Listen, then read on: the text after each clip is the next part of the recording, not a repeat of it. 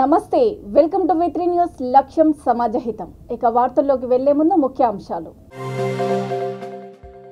నా వ్యాఖ్యలను మీడియా వక్రీకరించింది మంత్రి ఎర్రబెల్లి దయాకర్ రావు వెల్లడి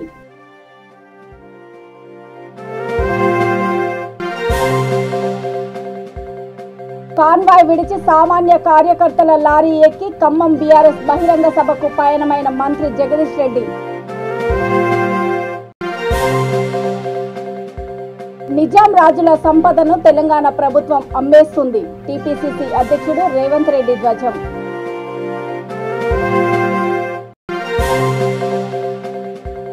మా ఊరి బడి మాకే కావాలి తాళం వేసి నిరసన వ్యక్తం చేసిన విద్యార్థులు తల్లిదండ్రులు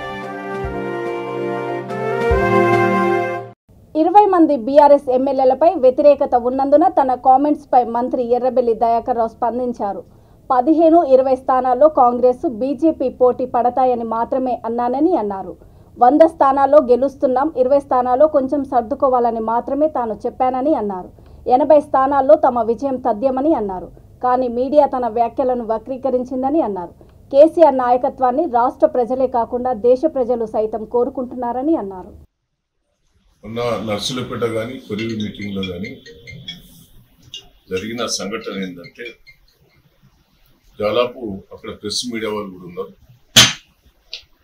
నేను క్లియర్గా చెప్పాను రాష్ట్రంలో 80 సీట్లు బీఆర్ఎస్ పార్టీ ఈజీ గెలిచే సీట్లు 80 సీట్లు ఉన్నాయి 15-20 సీట్లు మనం కొంచెం సెట్ చేసుకోవాలి సెట్ చేసుకుంటే 100 సీట్లు అవలీలకు గెలుస్తామని చెప్పడం జరిగింది దాన్ని వక్రీకరించారు 15 సీట్ల మందమే బీజేపీ పోటీ ఉంటుంది 15-20 సీట్లలో కాంగ్రెస్ పార్టీ పోటీ ఉంటుంది తప్ప అవి గెలుస్తామని కూడా చెప్పలే ఎన్ని వక్రీకరణ చెప్పారు అంతా వీడియోలో క్లియర్గా నేను మాట్లాడిన భాష కూడా ఉన్నది దాన్ని కరెక్ట్గా ఆ భాష చూపెట్టకుండా కొంత కట్ చేసి కొన్ని మీడియాలలో చర్చలు పెట్టారు విద్యుత్ శాఖ మంత్రి జగదీష్ రెడ్డి తన హోదాని పక్కన పెట్టి కాన్వాయ్ విడిచి లారీ ఎక్కి సామాన్య కార్యకర్తల ఖమ్మంలో జరిగే బీఆర్ఎస్ బహిరంగ సభకు పయనమయ్యారు సూర్యాపేట రూరల్ మండలం సోలిపేట గ్రామం నుండి కార్యకర్తలు వెళ్తున్న లారీలో ఎక్కి ఖమ్మం వరకు ప్రయాణించి వారిలో జోష్ నింపారు తాము ప్రయాణిస్తున్న లారీలో మంత్రి ఎక్కి తమతో పాటు సభ వరకు రావడం కార్యకర్తలను ఆశ్చర్యానికి గురిచేసింది కాసేపటికి తేరుకున్న కార్యకర్తలు మంత్రితో ముచ్చటిస్తూ సభా ప్రాంగణానికి చేరుకున్నారు ఈ సందర్భంగా ఆయన మాట్లాడుతూ ఖమ్మం సభతో దేశంలో రాజకీయంగా పెను మార్పులు తథ్యమన్నారు సీఎం కేసీఆర్ అభివృద్ధి నమూనాను యావత్ భారతావని కోరుకుంటోందని అన్నారు అభివృద్ధి అంటే ఏమిటో చేసి చూపించిన నాయకుడు కేసీఆర్ అని అన్నారు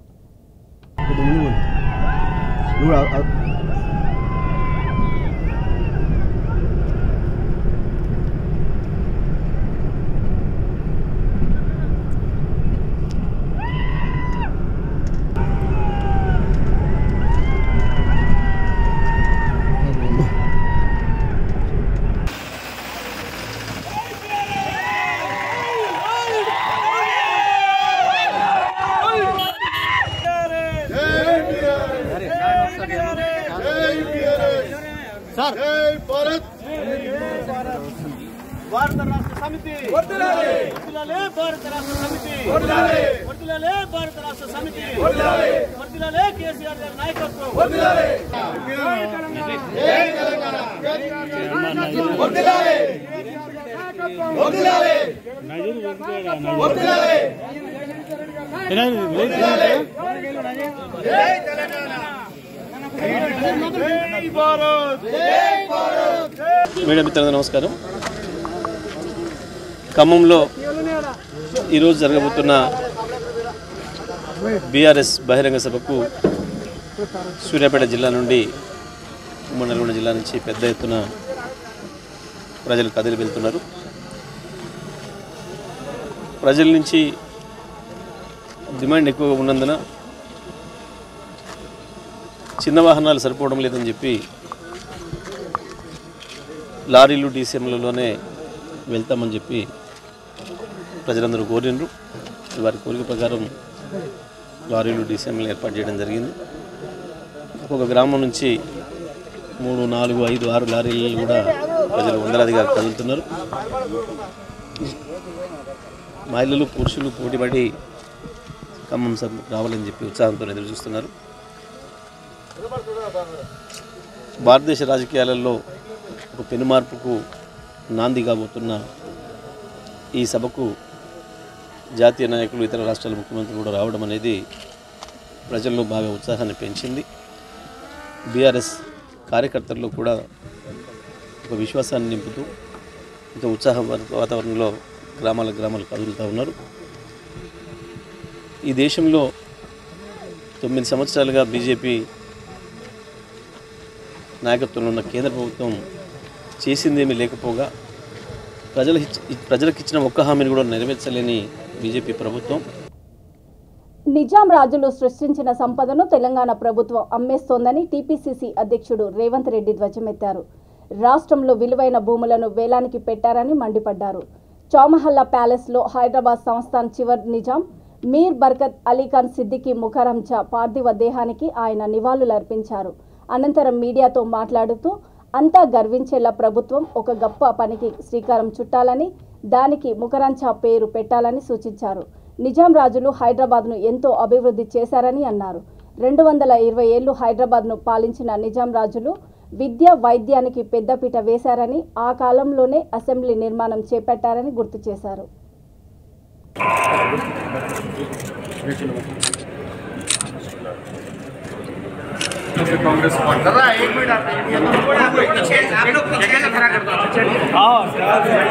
నల్గొండ జిల్లా డిండి మండలం కందుకూరు, శాంతిగూడెం, నిజాం నగర్ గ్రామాలలో సుమారు 4000 మంది ప్రజలు నివసిస్తుంటారు. గ్రామ పంచాయతీని విడదీసినప్పుడు సర్వే నెంబర్ ప్రకారము కుందుకూరు పేరు మీద ఉన్న ప్రభుత్వ పాఠశాల శాంతిగూడెం పేరిట మారింది. దీంతో ఆగ్రహానికి గురైన విద్యార్థులు, తల్లిదండ్రులు పాఠశాలకు తాళం వేసి నిరసన వ్యక్తం చేశారు. తమకు న్యాయం చేయాలని వారు కోరుతున్నారు.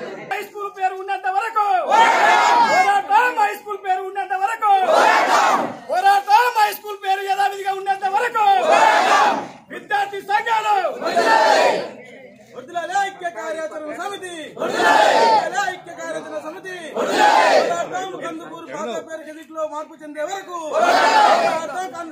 గెజిట్లో మార్పు చెందేంత వరకు అఖిలపక్ష ఐక్యత, అఖిలపక్ష ఐక్యత, అఖిలపక్ష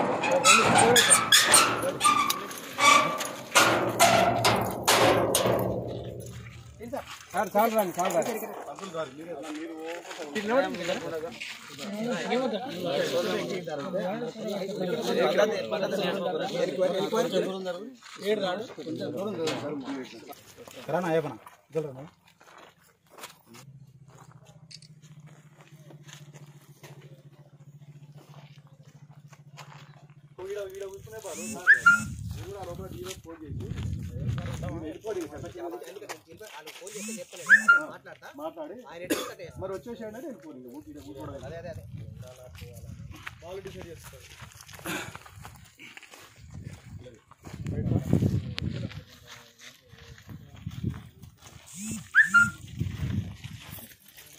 ఖమ్మంలో జరిగే బీఆర్ఎస్ పార్టీ బహిరంగ సభకు బయలుదేరే ముందు ఎమ్మెల్యే క్యాంపు కార్యాలయం ఎదుట మంత్రి సత్యవతిరావుతో డాన్స్ చేశారు. పార్టీ కార్యకర్తలతో కలిసి తీన్మార్ స్టెప్పులు వేశారు. మంత్రితో పాటు ఎమ్మెల్యే శంకర్ నాయక్ తదితరులు ఈ కార్యక్రమంలో పాల్గొన్నారు.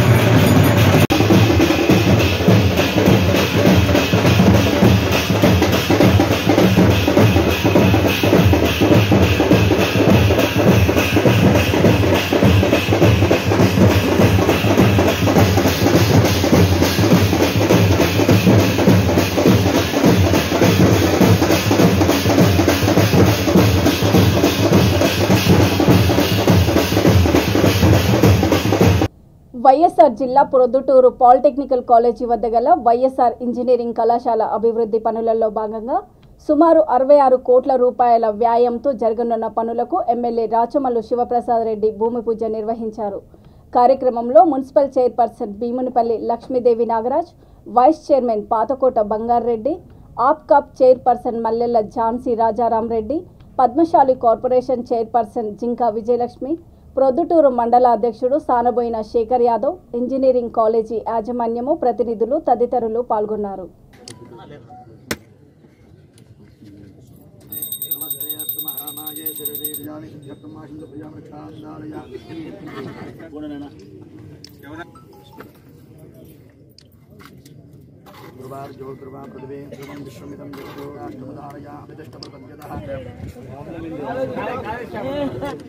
నియోజకవర్గంలో గత కొన్ని వారాలుగా రాష్ట్ర ప్రభుత్వం చేత మంజూరు కాబడినటువంటి అభివృద్ధి కార్యక్రమాలకు నిర్మాణ పనులకు సంబంధించి పనిని ప్రారంభిస్తూ ఉన్నాం.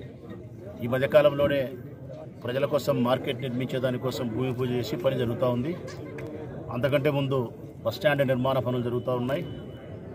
ఈ మధ్యకాలంలోనే రామేశ్వరం పెన్నారి వరిపైన హై లెవెల్ బ్రిడ్జికి నిర్మాణ పనులు ప్రారంభించినాం. ఇప్పుడు వైఎస్ఆర్ ఇంజనీరింగ్ కాలేజీలో అభివృద్ధి కార్యక్రమాలకు ఈరోజు భూమి పూజ చేసుకొని పనిని ప్రారంభిస్తూ ఉన్నాం. ఈ కాలేజీ రాజశేఖర రెడ్డి గారి పుణ్యాన ఆవిర్భావం జరిగింది. ఆనాటి నుంచి ఈనాటి వరకు వైఎస్ఆర్ ఇంజనీరింగ్ కాలేజ్ సంబంధించి ఎంతోమంది విద్యార్థులు ఇక్కడ పట్టభద్రులై బయటికి పోతూ ఉన్నారు.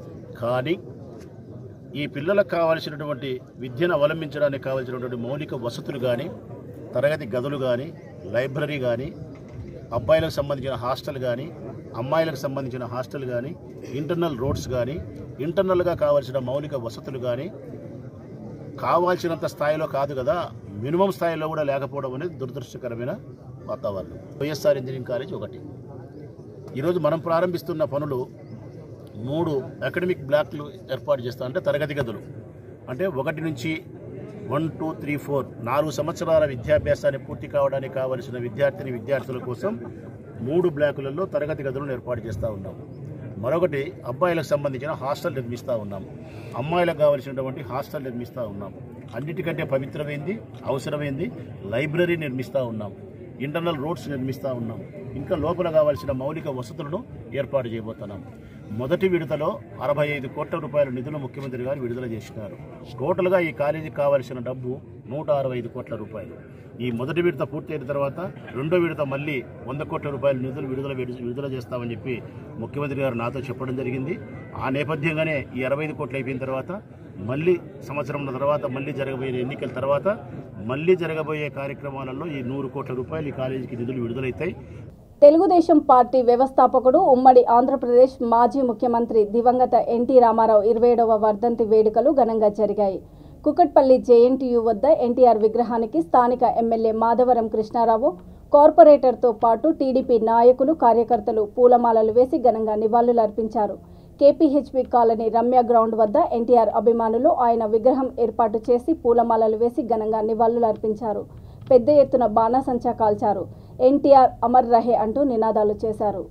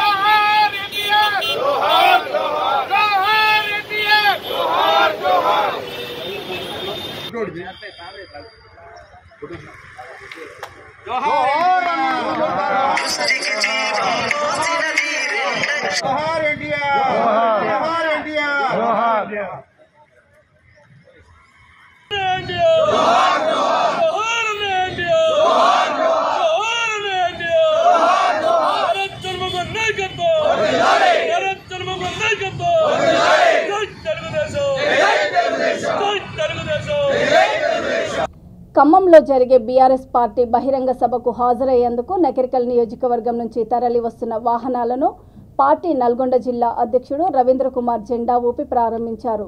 ఈ కార్యక్రమంలో భువనగిరి నకిరేకల్ ఎమ్మెల్యేలు పైల శేఖర్ రెడ్డి, చిరుమర్తి లింగయ్య, మున్సిపల్ చైర్మన్, నాయకులు, కార్యకర్తలు తదితరులు పాల్గొన్నారు.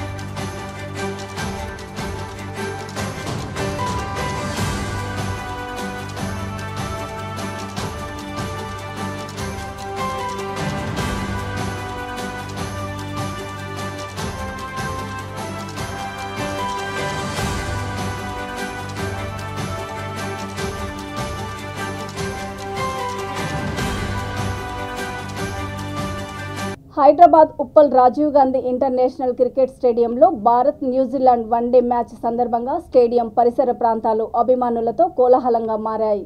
స్టేడియం లోపలికి వచ్చే వారిని క్షుణ్ణంగా పరిశీలించిన తర్వాతే వారిని పోలీసులు అనుమతిస్తున్నారు. ఎలాంటి అల్లర్లకు తావు లేకుండా గట్టి బందోబస్తు ఏర్పాటు చేశారు.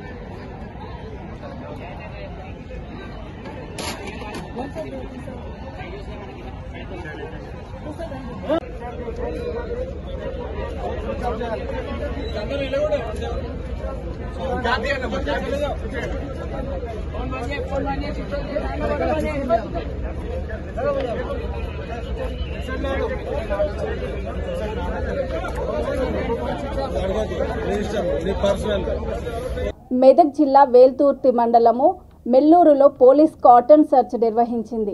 తుప్రాన్ సిఐ శ్రీధర్ ఆధ్వర్యంలో 4 ఎస్ఐలు 30 మంది సిబ్బందితో నిర్బంధ తనిఖీలు చేపట్టారు. ఉదయం 5 గంటల నుంచి గ్రామంలోని ప్రతి ఇంటి వద్దకు వెళ్లి కుటుంబ సభ్యుల వివరాలతో పాటు వాహనాలు, ఆధార్ కార్డులు తనిఖీ చేశారు.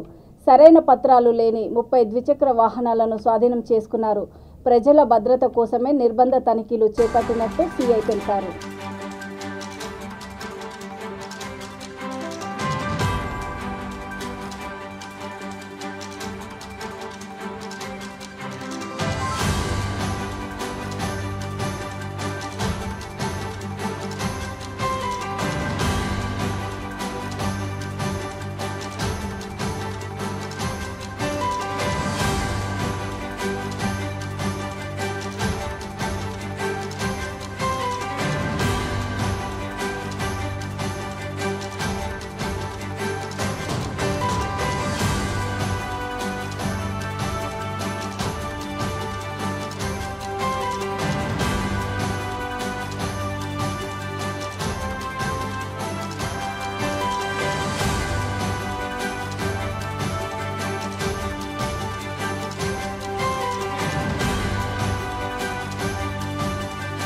ఈరోజు మెల్లూరు విలేజ్లో ఎల్దుర్తి మండల్ విలేజ్లో కార్డన్ అండ్ సర్చ్ కార్యక్రమం నిర్వహించుకోవడానికి వచ్చాము.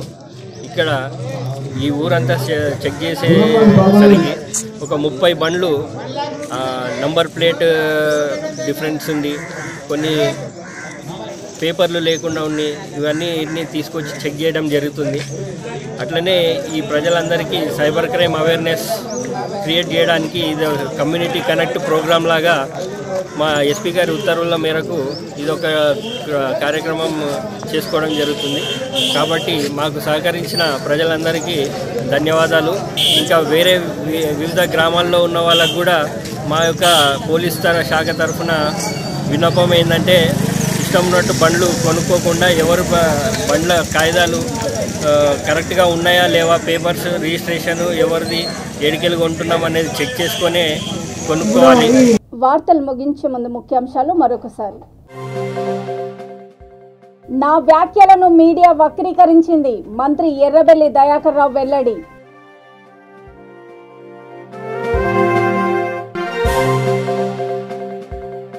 కాన్వాయ్ విడిచి సామాన్య కార్యకర్తల లారీ ఎక్కి ఖమ్మం బీఆర్ఎస్ బహిరంగ సభకు పయనమైన మంత్రి జగదీష్ రెడ్డి. నిజాం రాజుల సంపదను తెలంగాణ ప్రభుత్వం అమ్మేస్తుంది, టీపీసీసీ అధ్యక్షుడు రేవంత్ రెడ్డి ధ్వజం.